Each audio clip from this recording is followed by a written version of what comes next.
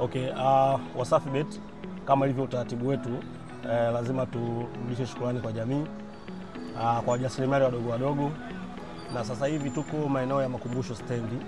Tujaribu kuangalia wajasiriamali wadogo tuwashike mkono kwa kuangalia kidogo biashara zao ziko kwenye changamoto gani, tuweze kuwasaidia aidha mwamvuli na vitu vingine. Kwa tuko makumbusho. Here we go. Kweli kwanza Wasafi Bet mimi nawashukuru sana. Cha kwanza kinatufanya kwamba ukituvalisha hizi t-shirt tunakuwa smart sana. Hata tukivaa hivi tukiwa tunatembeza chakula chetu, kwa sababu asilimia kubwa ya sare zetu tunatakiwa tuvae t-shirt nyeupe. Kwa hiyo hata hii hapa leo walio tu surprise kwa kweli imetuletea muonekano mwingine wa kimama ntilie zaidi.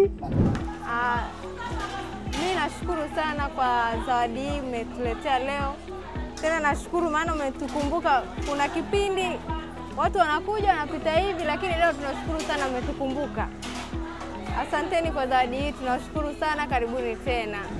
Hiyo ya pili ni kwamba ninachofurahi zaidi, hata nikifika nyumbani nikimwambia baba Chanjo nahangaika kila siku Wasafi ndo nini, Wasafi ndo nini, hebu ingia kwenye Wasafi Bet kwanza udownload app yao.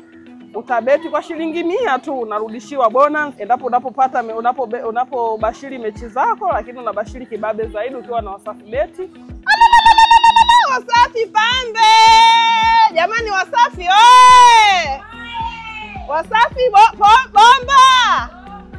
Basi nashukuru kwa hilo, Mungu awabariki sana. Muendelee kutusurprise jamani.